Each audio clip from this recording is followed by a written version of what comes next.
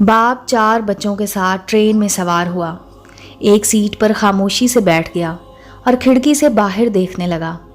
بچے نہیں آفت کے پرکالے تھے۔ انہوں نے ٹرین چلتے ہی آسمان سر پر اٹھا لیا۔ کوئی اوپر کی سیٹوں پر چڑھ رہا ہے تو کسی نے مسافروں کا سامان چھیڑنا شروع کر دیا۔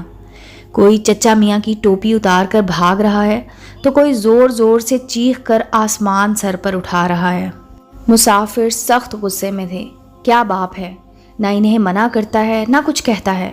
کوئی اس میں بے حس سمجھ رہا تھا تو کسی کے خیال میں بہت لاپرواہ باپ تھا۔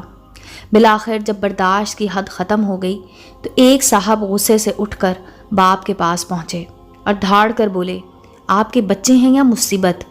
آخر آپ ان کو ڈانٹتے کیوں نہیں؟ باپ نے ان صاحب کی طرف دیکھا۔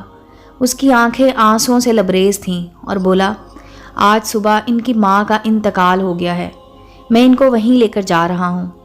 مجھ میں ہمت نہیں کہ ان کو کچھ کہہ سکوں، آپ روک سکتے ہیں تو روک لیں۔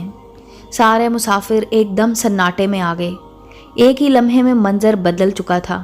وہ شرارتی بچے سب کو پیارے لگنے لگے تھے، سب آپ دیدہ تھے، سب انہیں پیار کر رہے تھے، اپنے ساتھ بٹھا رہے تھے۔ زندگی میں ضروری نہیں کہ حقائق وہی ہوں جو بس ہمیں نظر آ رہے ہیں۔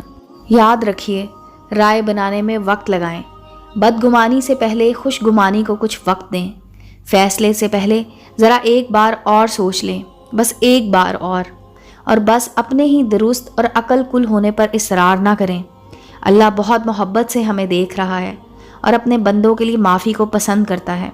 امید ہے دوستو سٹوری اچھی لگی ہوگی۔ چینل کو لائک اور سبسکرائب کریں اور بیل آئیکن کا بٹن دبانا مت بھولیں تاکہ ہر نئے آنے والی سٹوری کا نوٹیفیکیشن آپ کو مل سکے۔